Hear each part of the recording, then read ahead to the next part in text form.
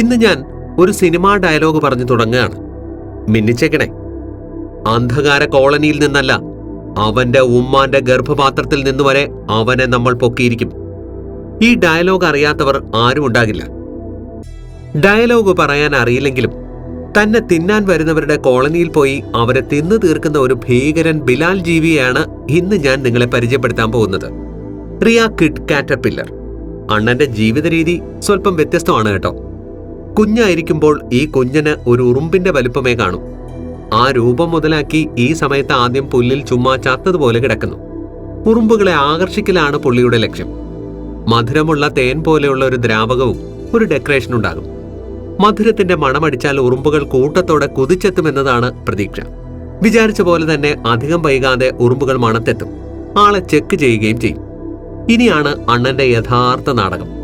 എല്ലാ ഉറുമ്പ് കോളനിയിലും ഒരു റാണി ഉറുമ്പുണ്ടാകും, ഈ തേനീച്ച റാണിയെ പോലെ. ഇവരുടെ റാണി ഉറുമ്പിനെ അവർ തിരിച്ചറിയുന്നത് ഒരു പ്രത്യേക ഹോർമോൺ ഗന്ധം കൊണ്ടാണ്.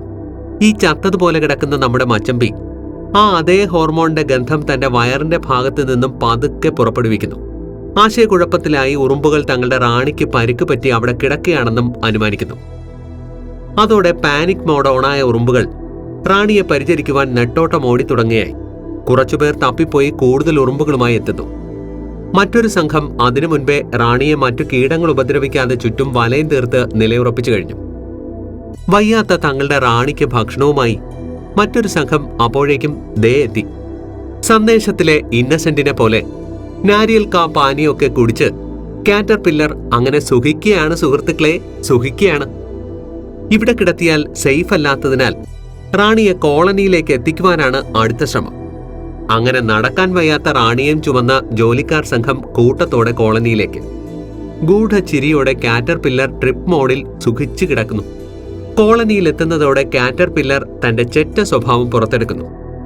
ഉറുമ്പുകൾ അവിടെ കൂട്ടിവെച്ച ഭക്ഷണമെടുത്ത് കഴിച്ച് സുഖിച്ചു വളരുന്ന മച്ചാൻ കുറച്ചു കഴിയുമ്പോൾ അതൊന്നും പോരാഞ്ഞ് പാവം ഉറുമ്പുകളുടെ മുട്ട വിരിഞ്ഞു വരുന്ന കുഞ്ഞു ലാർവകളെയും രുചിയോടെ തിന്നു തുടങ്ങുന്നു. ഇതറിയാതെ ഉറുമ്പുകൾ ഭക്ഷണം കൊണ്ടുവരലുമൊക്കെയായി ജീവിതം മുന്നോട്ട് നീക്കുന്നു. അങ്ങനെ ഫ്രീ ഫുഡ് ദിവസവും കുശാലായി കഴിച്ച് ഇവൻ ആദ്യത്തേതിന്റെ 100 ഇരട്ടിയോളം ഭാരം വയ്ക്കുന്നു. പുറംചട്ട അഴിച്ചു കളഞ്ഞ് തന്റെ തനി സ്വരൂപമായ നീല നിറത്തിലുള്ള ചിത്രശലഭമാകുന്നതോടെ കോളനിയിൽ നിന്നും ഇഴഞ്ഞു പുറത്തു കടന്ന് പറന്നകലുന്നതോടെ അവന്റെ ലക്ഷ്യം നിറവേറിക്കഴിഞ്ഞു. ഇതിപ്പോ ഇവിടെ എന്താ ഉണ്ടായെന്ന മട്ടിൽ ഉറുമ്പുകളും. അങ്ങനെയും ചിലർ. അപ്പോൾ ദാ ഇത്രയൊക്കെ ഉള്ളൂ ഇന്നത്തെ വിശേഷം.